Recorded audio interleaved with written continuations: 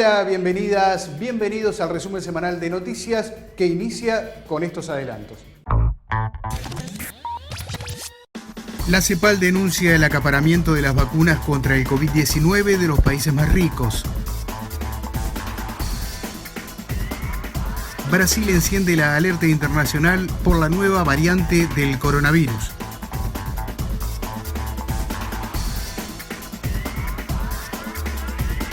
Un estudio de la OIT señala que el mundo sigue afrontando una crisis de empleo e ingresos sin precedentes.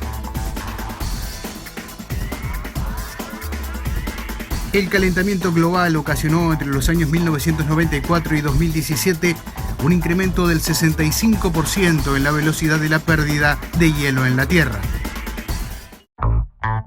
La CSA va a realizar una mesa sindical donde Guatemala será el centro de este encuentro. La mesa sindical CSA Guatemala para el desarrollo sostenible que ha propuesto la dirigencia regional nos parece que es sumamente importante, ¿verdad? Importante porque todos los países de América Latina, tal vez no todos, la mayoría, que tenemos gobiernos de derecha, ultraderecha y militarizadas, tenemos políticas económicas, sociales muy difíciles que son desfavorables para la clase trabajadora y sus familias, ¿verdad? Primero porque no hay libertad sindical, no hay un trabajo y salario digno, no hay un sistema de educación y de salud público amplio y de calidad, y además pues las políticas de vivienda digna no existen, servicios esenciales como de agua, electricidad, drenajes no existen, ¿verdad? Y en Guatemala pues desde, podríamos decir, la invasión de Estados Unidos para derrocar al presidente Jacobo Arbenz Guzmán en 1954 hasta la fecha, ha sido eso, gobiernos militares, hoy supuestamente gobiernos civiles, pero siguen siendo con el dominio de la oligarquía y de los militares, y las políticas siguen siendo las mismas. Para nosotros es muy importante la instalación de la mesa sindical de la CSA acá en Guatemala.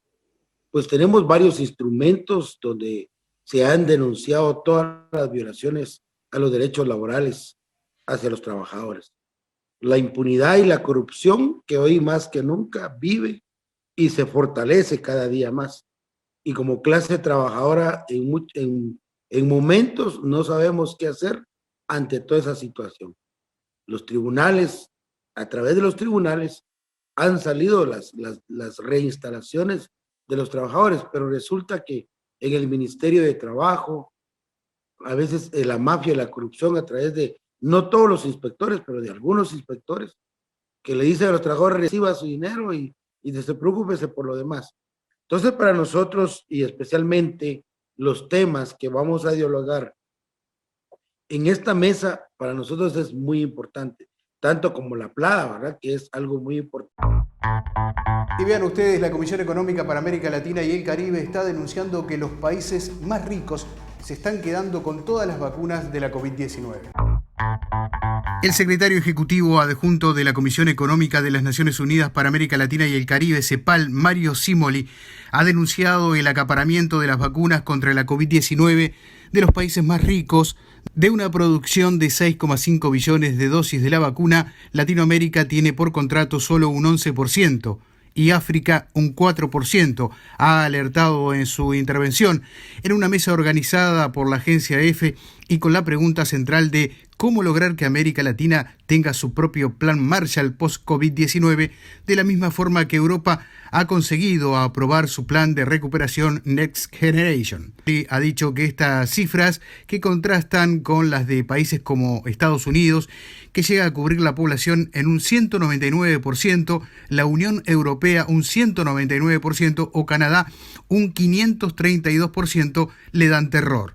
Además de esta desigualdad en cuanto a las vacunas a nivel internacional, la hay también dentro de la región, donde no todos los países pueden acceder a ellas, por lo que tenemos que apoyar a Latinoamérica con un discurso político y de integración que va por muchas más áreas más. Para Cimoli, sin integración no hay plan Marshall, cada país solo no puede jugar por su cuenta.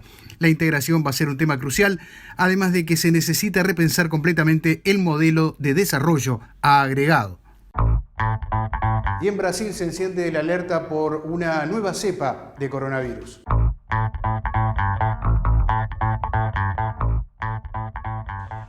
Brasil ha vuelto a encender la alerta internacional por una nueva variante del coronavirus. Los científicos se afanan ahora en descifrar los misterios de esta variante, identificada ya en 8 países y que puede ser más infecciosa, aunque todavía se conoce poco de ella. Así lo explica José Eduardo Levi, investigador del Instituto de Medicina Tropical de la Universidad de Sao Paulo. Si a gente tivesse que fazer rate, que es medio macabro. Si tuviéramos que hacer una clasificación, la variante brasileña es la más peligrosa, seguida de la de Sudáfrica y la inglesa, en el sentido de tener más mutaciones en esa región crítica. No siempre es peor, aunque en el caso del coronavirus puede ser. Hay indicios de que la bautizada como P1 sea uno de los factores que están detrás de la explosión de casos de COVID-19 en Manaus, capital del estado de Amazonas, donde los servicios sanitarios se han visto completamente desbordados. Felipe Naveca es virólogo del Instituto de Unidas y Mariallín. O que nossos dados mais recentes indicam é que a P1... Nuestros datos más recientes indican que la P1 es la variante dominante circulando en el estado de Amazonas y tiene características de tener mutaciones en la región de la proteína Spike, en especial en la región de ligación al sector celular, que la confieren de un probable aumento de transmisión basado en resultados semejantes de las cepas de Sudáfrica y Reino Unido, y también por el aumento de la frecuencia. Según la Organización Mundial de la Salud, ya se han identificado casos de este nuevo linaje en otros 7 países, además de Brasil, Japón, Estados Unidos, Reino Unido, Italia, Alemania, Corea del Sur e Irlanda. Algunas de estas naciones y otras como Portugal, Perú, Turquía o Colombia han suspendido los vuelos procedentes de Brasil ante el temor por la P1. Nos vamos a Bolivia, donde se inició la campaña de vacunación con 200.000 dosis de la Sputnik V.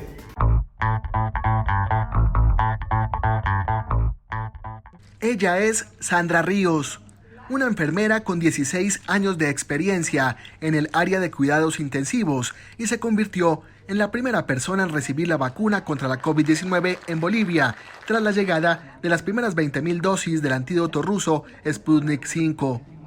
El acto realizado en el Hospital Japonés de Santa Cruz estuvo encabezado por el presidente Luis Arce. Sabemos y sentimos que acá en el departamento y en la ciudad de Santa Cruz en particular, el problema es mucho más agudo y por lo tanto hemos priorizado a la ciudad de Santa Cruz para iniciar la vacuna. La vacuna también se aplicó a más de una decena de funcionarios médicos de primera línea ante la pandemia. Sebastián Mejía cuenta su experiencia. Sí, somos uno de los primeros entre toditos los colegas que están también en la lista, ¿no?, para recibir la vacuna. Y un poco emocionado y otro poco los nervios también. Vamos a recibir primera vez la vacuna. Las 20.000 dosis se constituyen en el primer lote de 5,2 millones de unidades de la vacuna rusa, antes de la llegada en marzo, abril y mayo de los envíos masivos que se aplicarán inicialmente a los grupos de mayor riesgo de contagio, como enfermos crónicos y ancianos. El gobierno también aseguró 5 millones de vacunas del tipo Oxford y AstraZeneca, una dotación que se espera a partir de abril, y otras tantas del mecanismo COVAX de la Organización Mundial de la Salud, para cubrir unos 15 millones de aplicaciones. La otra cara de la pandemia, en este caso negacionistas en Perú, realizan manifestaciones en el centro de Lima.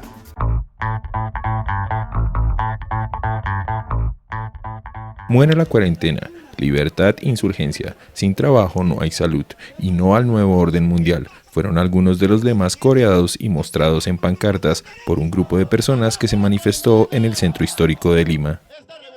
Los manifestantes respondieron a convocatorias hechas esta semana en redes sociales para expresar su rechazo ante el inminente inicio de una nueva cuarentena en 10 de las 25 regiones de Perú ante el avance de la segunda ola de la COVID-19. En unos casos, los asistentes mostraron su rechazo a la cuarentena que comienza el 31 de enero, en otros, rechazo al gobierno del presidente Francisco Sagasti, algunos contra las vacunas contra la COVID-19 y muchos más contra el uso obligatorio de las mascarillas. Precisamente un grupo numeroso se presentó sin mascarillas o las llevó con descuido y colocadas a la altura del mentón, a pesar de que entre ellos había adultos mayores. Gustavo Mirano, manifestante, expresa su intención en la protesta. Estoy aquí en la marcha apoyando a toda esta gente que, como yo, somos trabajadores. Muchos de ellos trabajan para subsistir el día a día. Y toda esta gente se está manifestando porque temen perder sus trabajos, temen perder la oportunidad de producir para vivir. En la manifestación también participó el psicólogo clínico Ángel Núñez, un ciudadano belga-español. Yo me di cuenta que esto del COVID era una farsa porque, para empezar, eliminaron todas las enfermedades que no eran COVID, lo cual me pareció muy extraño.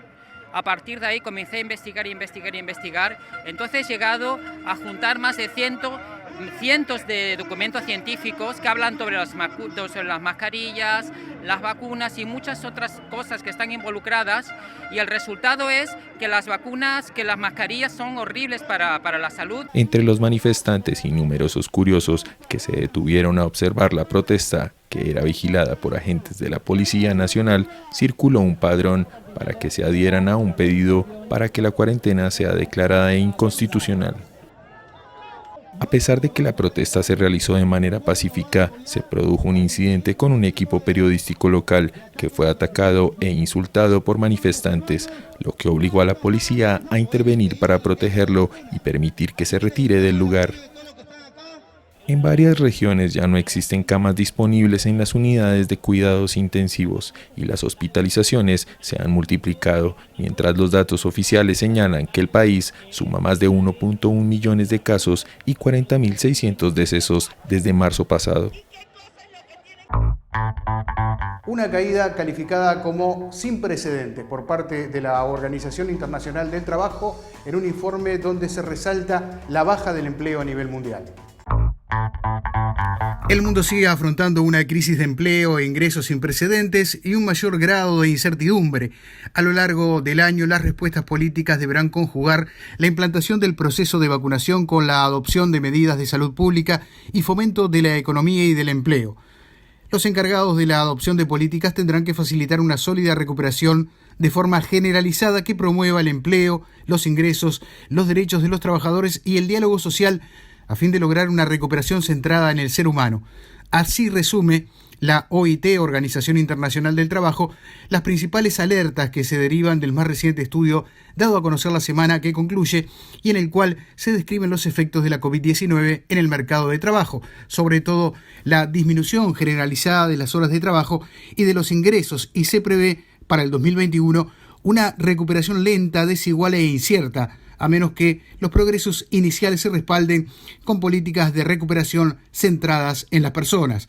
En el estudio se precisa que hay signos de recuperación en los mercados de trabajo de todo el orbe, a pesar de las consecuencias sin precedentes que produjo la pandemia, y que a lo largo del pasado año la cantidad de horas de trabajo a escala mundial se redujo en un 8,8% en comparación con el cuarto trimestre de 2019, lo cual equivale a 255 millones de empleos o tiempo completo, cifra 4 veces mayor que la provocada por la crisis financiera mundial del año 2009.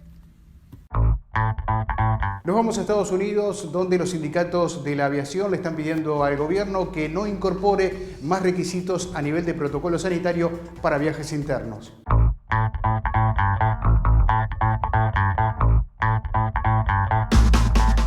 Sindicatos de la Asociación Internacional de Transporte Aéreo, la Asociación de Viajes de Estados Unidos y la Asociación de Industrias Aeroespaciales emitieron una misiva al presidente de Estados Unidos, Joe Biden, para que no se establezcan nuevos requisitos de prueba de COVID-19 para los viajeros en vuelos nacionales.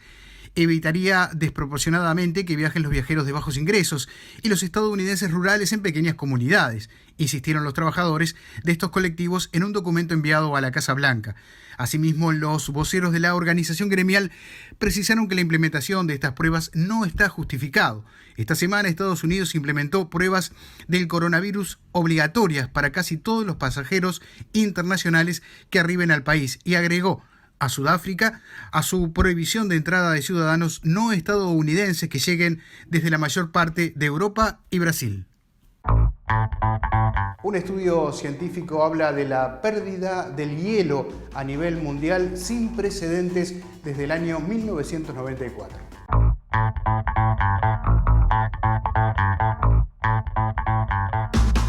El calentamiento global ocasionó entre los años 1994 y 2017 un incremento del 65% en la velocidad de la pérdida de hielo en la Tierra, pasando la tasa de pérdida anual desde 800 millones de toneladas en la década de los 90 a 1.300 millones en el 2017, revela un reciente estudio científico.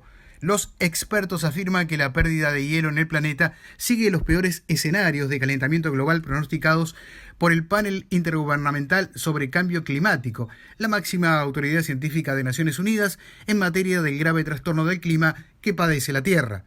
Durante esos 23 años, el aumento de las temperaturas en nuestro planeta provocó que se perdieran 28.000 millones de toneladas de hielo, lo cual equivale a una capa de 100 metros de espesor sobre todo el territorio del Reino Unido.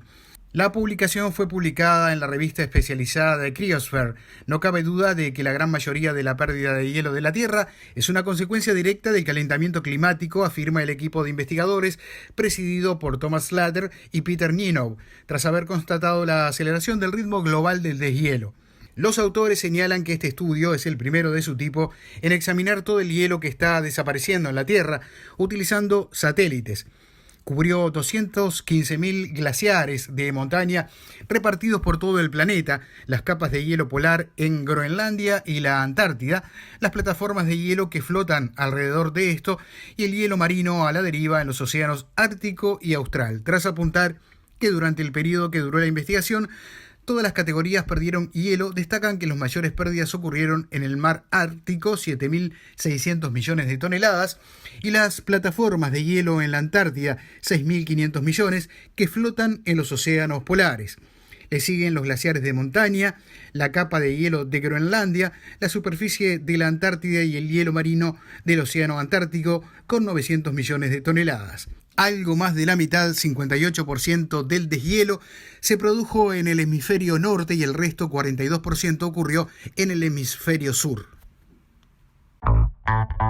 Se acerca la conferencia continental Paulo Freire que se va a realizar en el mes de marzo. Por tal motivo, la CSA ha realizado 3 subconferencias regionales sobre el tema educación. Esta semana, la CSA realizó las conferencias subregionales de educación como reuniones preparatorias para la Conferencia Continental Paulo Freire, que será realizada en los días 22 y 23 de marzo. La primera conferencia preparatoria fue la subregional América Central, México y República Dominicana, seguida de la subregional de Norteamérica, Países Andinos y Caribe, y finalizando con la subregional Cono Sur. Rafael Freire, secretario general de la CSA, expresó: "La formación política y sindical es una prioridad de la CSA. Vamos a actualizar nuestra política sindical. No debemos empezar de cero. Hay que apropiarse de todo lo construido hasta ahora y avanzar en la formación sindical interna. Precisamos luchar para que las formaciones profesionales y sindicales caminen juntas", completó Freire.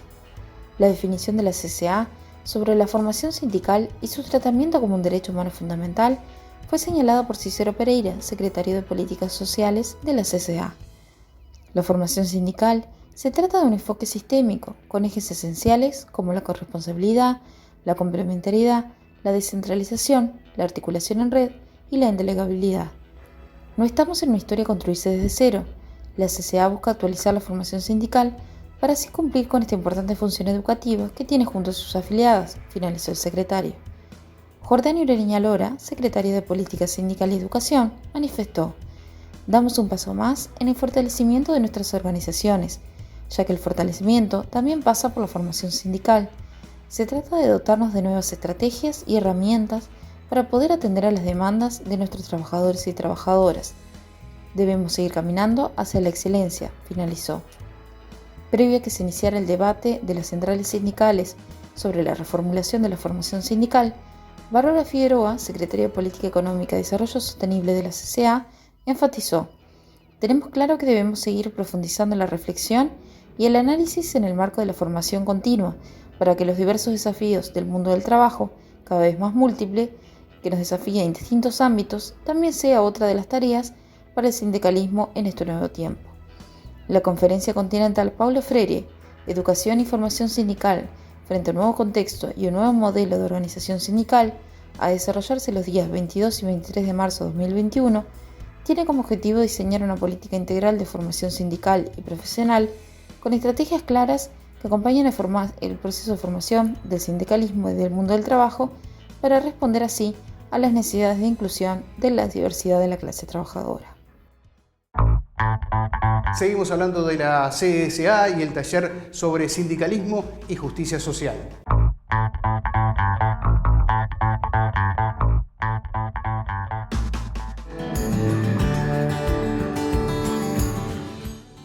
Los participantes compartieron experiencias de organizaciones sociales y sindicales sobre las formas en que el mundo del trabajo se ha visto afectado por la pandemia y cómo las perturbaciones a nivel económico y social ponen en peligro los medios de vida a largo plazo y el bienestar de millones de trabajadores y trabajadoras. Lida Forero realizó la apertura del taller presentando datos del Observatorio Laboral de las Américas relativo a los efectos de la COVID-19 sobre el mercado laboral. La asesora de la CSA habló sobre derechos laborales, diálogo social y democracia. Si ya estábamos viviendo una fuerte crisis antes de todo eso, ahora los problemas han empeorado. Hemos observado los despidos masivos, la reducción del salario y al mismo tiempo no podemos usar la movilización social como podíamos antes. Ahora tenemos una pandemia de la informalidad. Entre los temas tratados, Roderick de Moraes, de Motoboys Brasil, expresó: las personas se están mutilando y muriendo en las calles sin que nadie pueda hacer nada. La categoría de los repartidores del mundo están pidiendo auxilio urgente. Queremos ayuda. El taller puede ser visto en su totalidad en el canal de YouTube de la CSA. Y hoy es día de elecciones en Ecuador. Con estas y otras noticias abrimos el siguiente compacto informativo. Ecuador realiza hoy su elección nacional con dos claros candidatos a una segunda vuelta según las encuestas. La gran mayoría de los sondeos publicados este mes sitúa al candidato del correísmo, Andrés Arauz, de izquierdas, como ganador en una primera vuelta con un promedio de intención de voto que ronda el 35,4%. Por el contrario, de acuerdo a la decena de encuestas publicadas en enero, el aspirante liberal cristiano Guillermo Lasso gana en apenas 2 sondeos y aglutina un promedio del 26,3% de la intención de voto. Argentina cerraría el acuerdo de deuda con el Fondo Monetario Internacional antes de mayo. Nos resultaría aceptable finalizar estas negociaciones antes de la fecha límite con el Club de París en mayo de 2021, dijo el ministro de Economía de Argentina, Martín Guzmán. La tasa de desempleo en la eurozona concluyó 2020 en el 8,3%, ya que la cifra no varió en diciembre con respecto a noviembre, al igual que se mantuvo estable en el 7,5% durante el último mes del año, frente al anterior en el conjunto de la Unión Europea, informó la Oficina de Estadística Comunitaria, Eurostat. La industrialización está poniendo en jaque a los artesanos en México, lo vemos en el siguiente informe.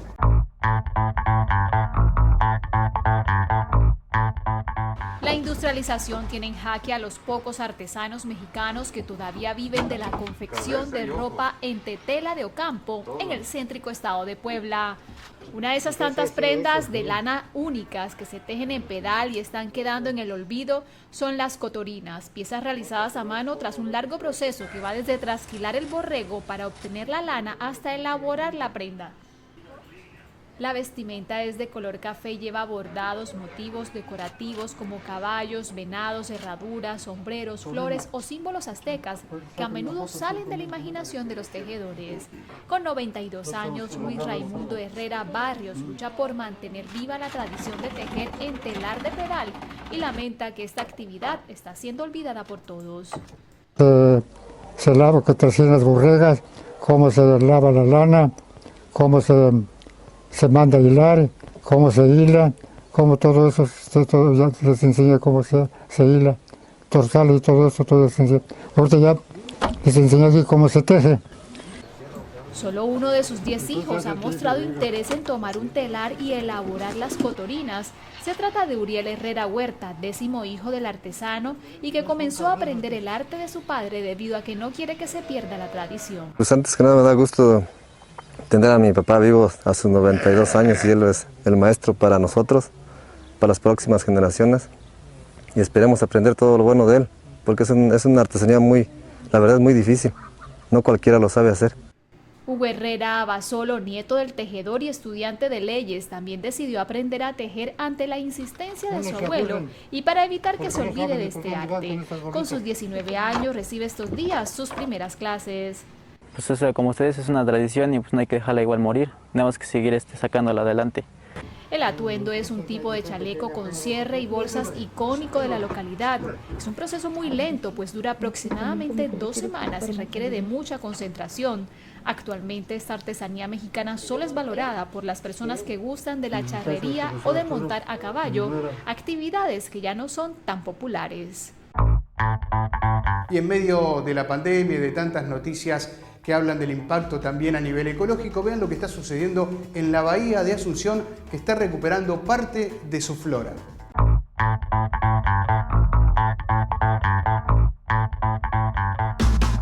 La bahía de Asunción se ha visto enriquecida en los últimos días con la reaparición del yacaré yurupé, tras 10 años sin su presencia. La planta, considerada autóctona del río Paraguay, se encontraba en la lista de especies en peligro de extinción del país, por lo que su renacer se ha recibido con esperanza y cautela. La técnica del Departamento de Recursos Naturales y Adecuación Ambiental de la Municipalidad de Asunción, Carolina Álvarez, cuenta que se monitorea la zona en el marco de 7 incendios en 2020, la aparición de la planta y otras especies que llevaban tiempo sin ser avistadas. Esa concentración de aves ha permitido otra vez de que se traigan semillas, se dispersen semillas, o que también la condición de quemazón que tuvimos haya reactivado algunas mudas o semillas. Además de las condiciones medioambientales que han ido causando la reducción de la planta, están las costumbres locales y la demanda comercial, que hacen que se recolecte para añadir sus hojas como remedio en las infusiones de mate o tereré, lo cual interrumpe su ciclo de reproducción frágil, con una polinización especializada que exige esperar hasta que semille para poder cosecharlo. Para fomentar la preservación, la Municipalidad de Asunción realiza talleres de concienciación con los pobladores de la zona para intercambiar sabiduría y conocimiento desde la mirada popular y la mirada científica. Soy José Sena, desde la sede continental de la CSA en Montevideo, Uruguay. Gracias por acompañarnos.